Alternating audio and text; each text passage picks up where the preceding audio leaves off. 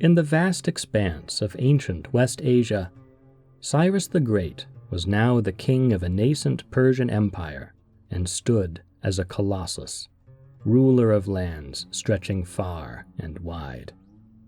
The grand city of Babylon had fallen to his rule in the year 540 BC, the crowning achievement of conquests across the region, from the arid lands of Gedrosia in the east to the rich kingdom of Lydia in the west. With Babylon under his control, the greatest center of culture and power in ancient Mesopotamia, Cyrus saw fit to proclaim his role as the king of all the world, hand-picked by the gods. This message was spread through the creation of a famed cylinder seal, an inscribed message in a form that allowed for easy transportation and copying, and allowed the king's own declaration to echo throughout his domains. I am Cyrus, the king of the world, the great king, the mighty king, the king of Babylon, the king of Sumer and Akkad, the king of the 4 quarters of the earth. For 29 or 30 years in total, Cyrus the Great would rule as Lord of Asia, sowing the seeds of a Persian Empire that would become, at the time, the largest yet achieved in human history. But already during his lifetime, Cyrus was transforming into a figure of myth, and even a few decades after his death, various legends swirled around his exploits, his life and career absorbed into the vibrant storytelling traditions of the Mesopotamian world.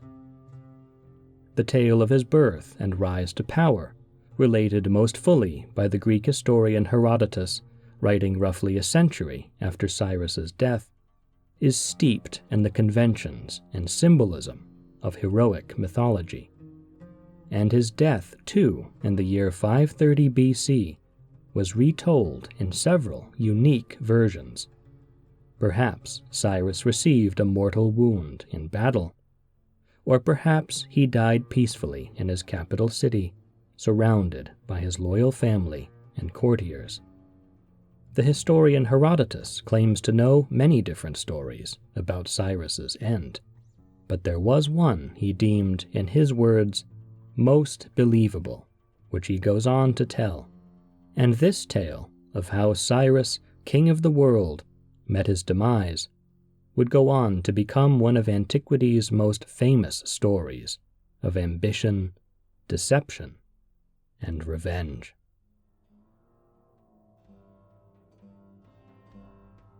Beyond the borders of his known dominions there lay vast territories, wild, rugged, and impassable, wilderness that Herodotus referred to as the very ends of the earth. But these lands of difficult terrain and extreme temperature were not uninhabited. These were the steppes by the Caspian Sea, far to the north of the Persian heartland, the home of several nations known as Scythians, pastoral nomads accustomed to harsh living, well practiced in the raising of animals to sustain life on the frontier, and famously deadly in battle. Within these vast Scythian lands, at the ends of the known world, lay the territory of the Massagetae. The people of the Massagetae were skilled equestrian warriors, and their queen, during these later years of Cyrus's rule in West Asia, was the formidable Queen Tomyris. It was on the territories of these warriors that Cyrus set his sights, driven by an insatiable thirst for more and more conquest. His first plan for the annexation of Tomyris's lands was by means of diplomacy, through the offer of a marriage alliance. Cyrus sent ambassadors ahead of his army with his offer of marriage to the queen. But this offer did little to fool Tomyris, who recognized that direct control of her lands and her people was the real goal of this Persian king. The proposal was quickly refused, and so Cyrus, undeterred, continued to march his armies across the steppe. The domains of Cyrus and Tomyris were separated by the river Araxes, which flows from west to east through Central Asia toward the Caspian Sea. Crossing the Araxes was no easy feat, so Cyrus and his men were forced to strategize how best to cross.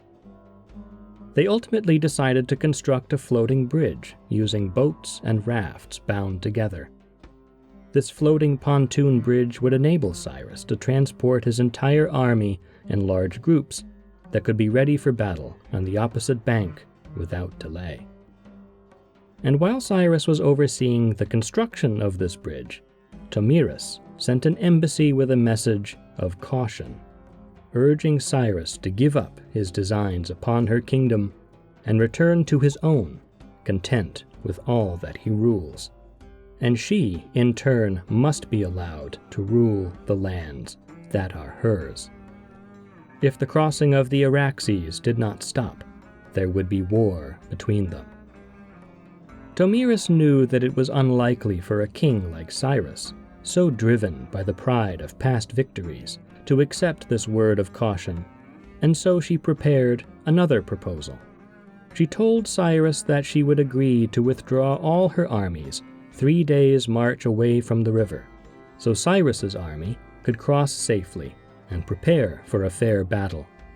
Or he could withdraw 3 days' march from his side and let her army cross the Araxes in the same way. Once the two armies would finally meet, they would settle the matter on the battlefield. Faced with this choice, Cyrus sought the counsel of his advisors, and these men instructed him to withdraw the army from the Araxes, allow the Massagetae to cross over, and then prepare for battle on their own terms. But then Cyrus sought the word of another, the Lydian king Croesus, once the ruler of a land of fabled wealth, overthrown by Cyrus, but now turned a trusted advisor of the same king who had defeated him. Against the advice of the other courtiers, Croesus proposed to Cyrus a different, cunning plan to ensnare Tomyris's forces. Croesus warned Cyrus of the danger of allowing the Massagetae to enter his country, coming across the river. If they were to win, and the Persians' fortune should change from good to bad, it could spell the doom of Cyrus's other hard-won dominions. What's more, it would be shameful, he advised, for a lord of his stature to be seen surrendering ground before a woman. And so, he should cross the river himself, according to Tomyris's offer, and advance the army the 3 full days' journey into her country. But when Cyrus arrived at that distance, he should withdraw most of his troops from there, leaving only a small part of his forces remaining, the part that mattered least. Croesus went on, they should leave with these remnants an abundance of finely prepared food, wine, and supplies that would dazzle the rustic Massagetae with luxury, spoils they would take and celebrate as the capture of plunder. With this trap laid, Croesus instructed, the tribesmen would attack the small force left behind, leaving few, if any, alive, as a necessary sacrifice for the plan to succeed, and the Massagetae would capture the cooked food and wine, reveling in their victory, and throw a feast according to their custom. And at this opportune moment was when Cyrus would spring his trap, marshalling the majority of his army, catching the Massagetae during their drunken feast, and destroy them. This would break their power, and surely bring the tribe to its knees. Cyrus the king approved this plan of sacrifice and trickery, persuaded by Croesus's words. And before setting out, Cyrus formally delegated his power to his son Cambyses, declaring him regent of the empire during his absence. The entire Persian army was meant to bear witness to this declaration, to ensure the stability of the dynasty and the realm if Cyrus were not to return from the campaign against Tomyris and the Massagetae, fearsome enemies in these remote and dangerous lands.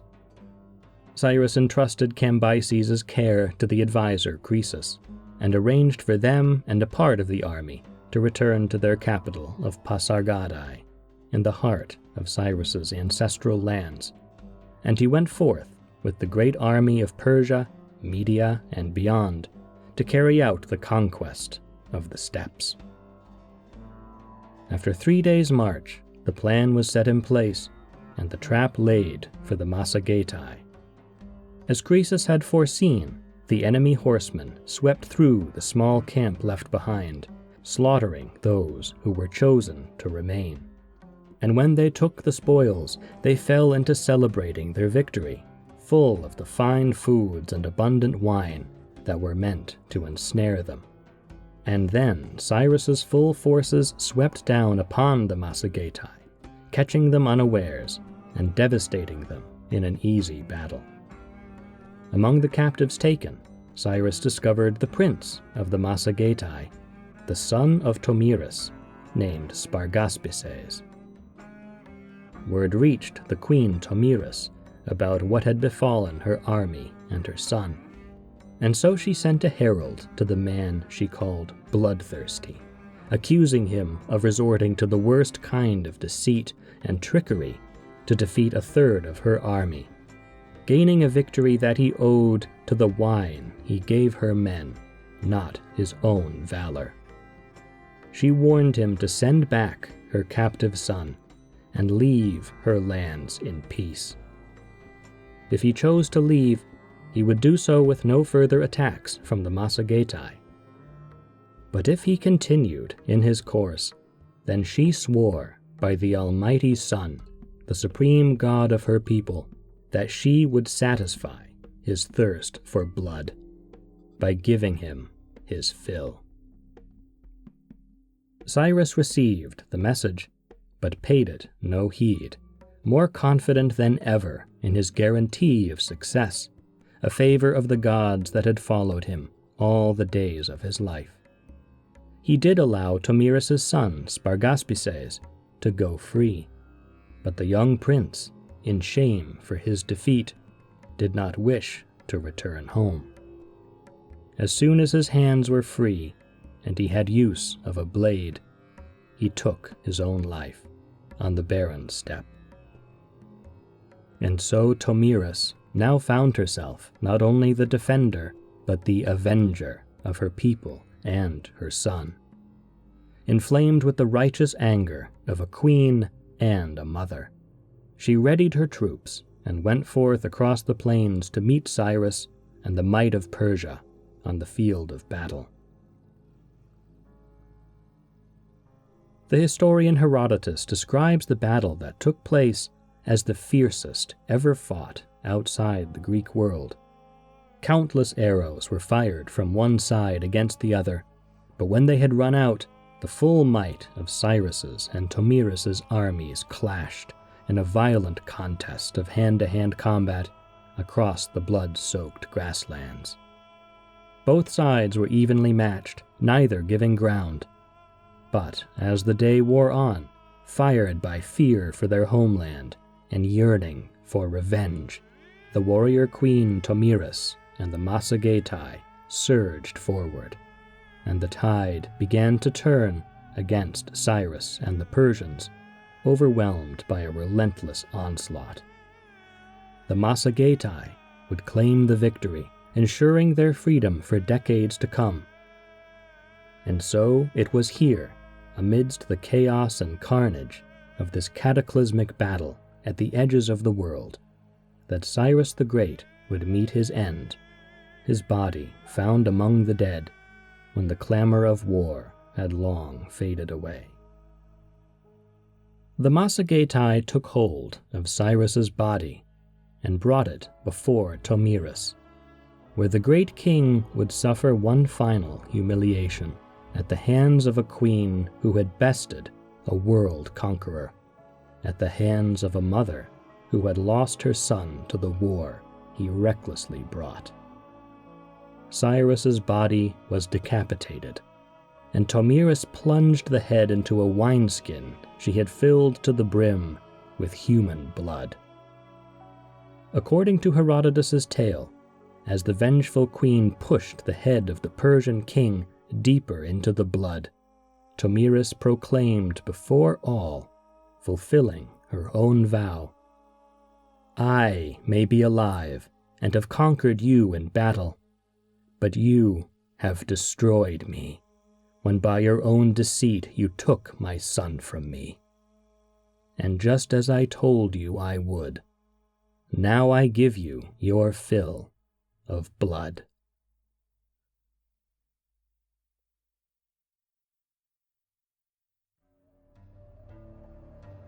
Thus ended the life of Cyrus the Great, according to a tale that made his endless ambition both his greatest strength and his ultimate undoing.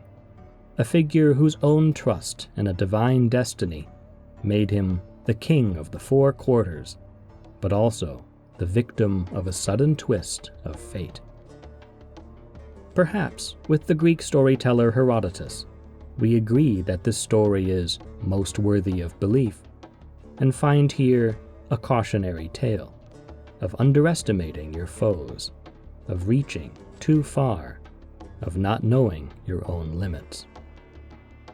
Even by the time he died, Cyrus was assuming the stature of a mythic hero, an image that he himself was active in creating, as the cylinder seal from Babylon makes clear. Whatever vision of Cyrus's death we see in our mind's eye, perhaps the real truth is that Cyrus the Great's most impressive victory of all was the conquest of our imagination.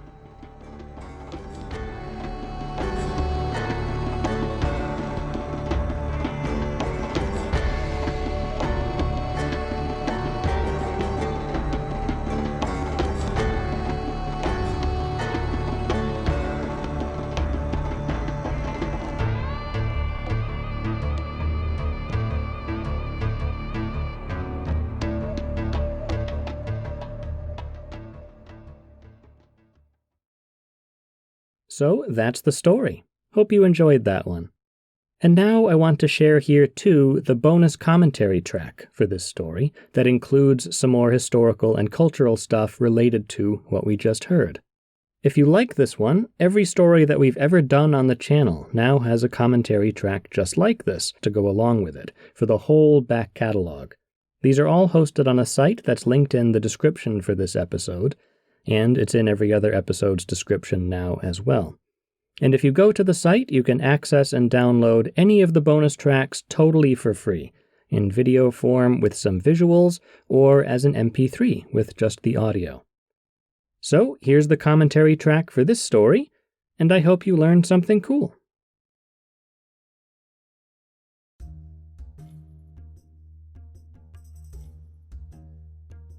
Hello, folks, and welcome to the behind the story for this tale of Cyrus the Great's demise at war with the Massagetae. A tale that, as mentioned, is probably the most famous account of his death, although there were some others. Huge thanks to Alba Wolf for bringing us this story from the pages of Herodotus, one of the ancient world's best storytellers. And of course, this is the second video focusing on Cyrus the Great that has been featured on Wine Dark Sea, so if you want to look back in the catalog and find the story of Cyrus's birth, and how he gained his army and kingship to begin with, you can go back and find that. Since I already talked a bit about the life and career of Cyrus and his impact on ancient history in the commentary for that older video, I'll focus here on some of the things that came up in this one, specifically this idea of Cyrus becoming a mythological character more than an historical one, and that famous cylinder seal that he produced after his capture of Babylon in 540 BC. And we'll also talk just a bit more about the Massagetae and Queen Tomyris as well. Can't leave them out. This story appearing on the channel actually coincides nicely with a book I was just reading this past January about Cyrus the Great, which was really terrific. It's called Cyrus the Great, A Biography of Kingship, by a professor named Lynette Mitchell. And Mitchell's take on Cyrus the Great really emphasizes the fact that we don't have too many established facts about his life, despite how famous he was and how influential he was among a lot of different cultures. She does a great job of explaining how the culture that Cyrus grew up in, amid ancient Mesopotamia and Persia, was still very much an orally based culture. So, despite the fact that written records were widely produced and systems of writing had been in use in those regions for centuries by the time Cyrus came on the scene, practices like historical writing were still mostly left up to memory and oral storytelling. We have lots of hymns and epic poems and palace records and royal inscriptions and things like this in writing, but not really what we would think of as historiography, as the writing down of historical events and things like chronicles. This is something that contrasts with, say, ancient Greek culture, which ended up developing a tradition of historical writing in literature, so in the more durable medium of writing things down, as opposed to orally reciting things from memory. This kind of divergence in how historical writing developed between the Greek world and the Mesopotamian and Persian world is why we have most of what we know about the life of someone like Cyrus from Greek historians, rather than Mesopotamian or Persian ones from Cyrus's own culture. It would be incredible to have resources like that, but we simply don't. And so in that context of a culture where historical events, like the life of a king, were still preserved orally and from memory, rather than according to some sort of agreed-upon written record that people could refer to. That really explains how the biography of somebody like Cyrus the Great takes on these very mythological-sounding storytelling patterns so soon after his death. In the absence of those kinds of written chronicles, creativity takes over, and we get the mythical version of Cyrus's life that we're left with today. And these are the traditions that Herodotus then picks up on and does commit to writing for us in his culture so that we can still read those today. For the second thing, I wanted to draw a little more attention to the cylinder seal that's talked about in the story, from where we have that very grandiose quotation from Cyrus's official message about him being king of the world, and so on. This is the so-called Cyrus Cylinder, which is certainly the most important non-Greek source that we have on Cyrus's life and career, and it's incredibly valuable for its content and the circumstances of when it was made, as well as for the fact that it is one of those rare indigenous sources, coming from Cyrus's own culture, and even, at that point, seemingly made at his own direction. This is something that seems to come from him. So this is really one of the great world historical documents involving ancient history. This so-called Cyrus Cylinder would have been produced and disseminated not too long after the fall of the city of Babylon in 540, and this was a massive victory for Cyrus, since the city of Babylon was kind of the center of activity at that time in Mesopotamia, and also had enormous cultural and religious value as the place with all of the major sanctuaries of the gods, and a really highly developed bureaucracy of scribes and priests. So the person who ruled Babylon immediately made themselves quite a powerful and influential figure. And as mentioned in the story, the contents of the cylinder seal are a big part of Cyrus's self-presentation of his character and his kingship, what his agenda is, how he sees his role as a ruler, and why he believes he has been so successful. Now, because this is such an important document, I want to read it for you, mostly verbatim, from the pieces of the original cylinder seal message that we have. Some parts at the beginning and the end are fragmentary. We don't have all the words, because a copy of the seal hasn't yet been found that's fully, completely intact in those parts. But we do have more than enough to piece the majority of it together. The beginning part is a bit choppy, so I'll summarize that. And the context is that Cyrus is talking about why he was able to capture this great city of Babylon. The reason, he explains here, is because he has been chosen by the gods, and particularly in this case, chosen by the god Marduk, who was the supreme god of the Babylonians at this time. The edict explains that the current king of Babylon, a guy named Nabonidus, was failing in his duties toward the god Marduk and his people, and this is why Marduk has stepped in and selected Cyrus as the one who would come into the city, overthrow Nabonidus, and set things on the right course again. So that's where we're picking up just after Cyrus explains this idea of Marduk favoring him over the king of Babylon, becoming kind of an agent of the gods. The translation I'm using here is the one done by Robert William Rogers, published back in 1912, with a few adjustments that I'll make for clarity. All the public domain credit goes to him, since I cannot read cuneiform, as cool as that would be. So let's hear from Cyrus himself now, jumping in just after the description of how bad things have been under King Nabonidus. Exalted Marduk relented. He changed his mind about all the settlements whose sanctuaries were in ruins, and the population of the land of Sumer and Akkad, who had become like corpses, and he took pity on them. He inspected and checked all the countries, seeking for the upright king of his choosing. He took the hand of Cyrus, king of the city of Anshan, and called him by his name, proclaiming him aloud for the kingship over all of everything. He made the land of Guti and all the Median troops prostrate themselves at his feet, while he shepherded in justice and righteousness the black-headed people whom he had put under his care. Marduk, the great lord who nurtures his people, saw with pleasure his fine deeds and true heart, and ordered that he should go to Babylon. He had him take the road to Babylon, and like a friend and companion, he walked at his side. His vast troops, whose number, like the water in a river, could not be counted, were marching fully armed at his side. He had him enter, without fighting or battle, right into Shuana. He saved his city Babylon from hardship. He handed over to him Nabonidus, the king who did not fear him.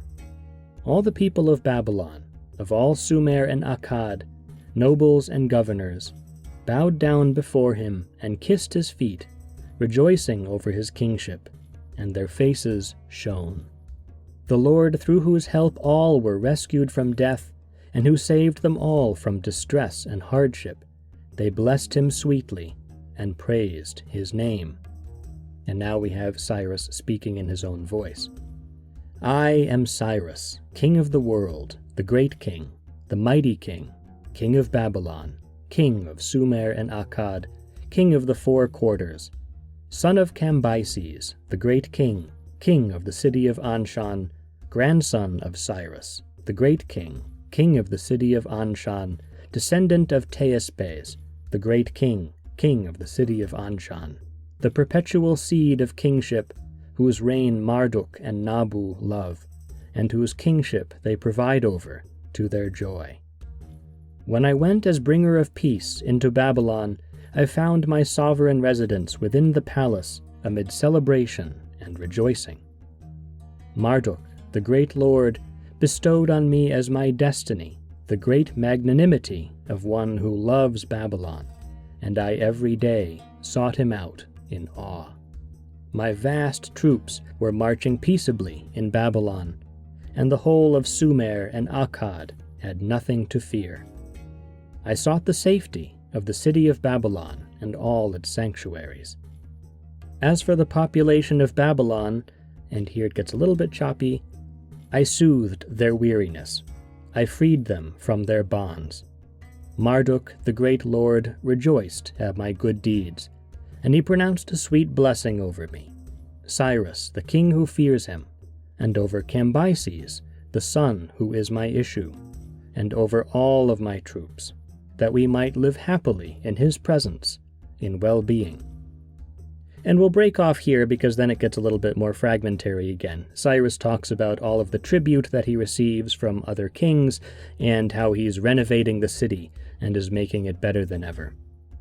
So, there you have it, in Cyrus's own official words.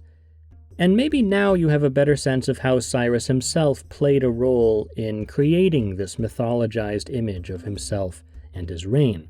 This is a piece of political propaganda, to be sure, but one that really tells a story about Cyrus's character and his sort of cosmic mission to free the people who were under kings who weren't obedient to the gods. Many of the stories that we hear about Cyrus from Herodotus do include this theme of Cyrus's divine favor, that he sees himself as being on a mission from the gods. And that theme is definitely present here already in Cyrus's own edict. As one further topic, we haven't talked about Tomyris yet, because not much of her is known outside of this story. But her people, the Massagetae, were certainly real, and the nomadic horse tribes from the steppes were a source of a lot of fascination for Greeks and Romans, who told plenty of stories about them. And possibly tribes like these were the source of mythology about the Amazons, this race of warrior women who were skilled in horseback riding and archery. The Massagetae ended up defeating the Persians in this story, but a few decades later, another Persian king, Darius, who was credited with a lot of territorial expansion of the empire that Cyrus began, did end up leading a campaign into the steppes and defeating the tribes in battle. So after Darius, they were brought under Persian rule. And Tomyris herself is remembered as a famous character, with the image of her dunking Cyrus's head into the blood, a fairly well-known tale from ancient times, and even up through the Middle Ages and beyond. It's an image that does kind of stay with you once you hear that.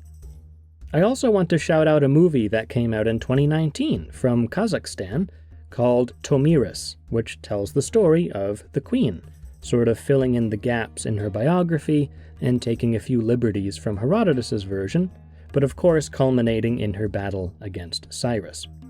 I really like this movie, especially because of its really good attention to detail for the clothing and weaponry of the Massagetae. It seems to be based on real artifacts that we have from the Scythians, so it's a fantastic resource if you want to see what warriors like this would have looked like and fought like. The movie is called Tomyris, and it's about Tomyris, so yeah, go ahead and check it out. Okay, that's all for this commentary. We've covered quite a lot of ground here, from Cyrus's cosmic mission to Kazakh movies about ancient Scythian queens. But what else would you expect from a commentary like this? This is how we roll on Wine Dark Sea. Hope you have a lovely rest of your day.